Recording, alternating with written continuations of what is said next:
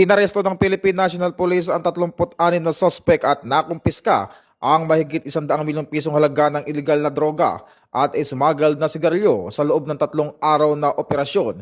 Kabilang sa mga naaresto ang 27 most wanted person, isang national level at 26 na regional level na nahaharap sa mabibigat na kaso gaya ng rape, murder, kidnapping at drug-related offenses. Isinagawa ang mga operasyon sa iba't ibang lalawigan sa Luzon, Visayas at Mindanao.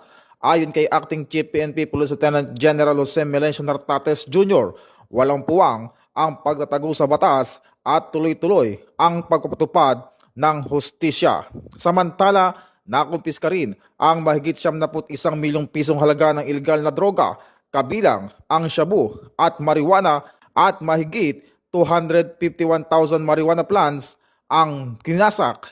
Samantala, nakumpiska rin ang mahigit 91 million pesos na halaga ng illegal na droga, kabilang ang shabu at marijuana, at mahigit 251,000 na marijuana plants ang winasak sa mga lalawigan sa Hilagang Luzon. Bukod dito, 5 katao ang naaresto sa kampanya kontra smuggling kung saan nasamsam ang 12 milyong pisong halaga ng smuggled na sigarilyo. Patuloy ang PNP sa pinaigting na operasyon laban sa kriminalidad sa buong bansa. Ito ang bagong PNP para sa bagong Pilipinas, serbisyong mabilis, tapat at nararamdaman.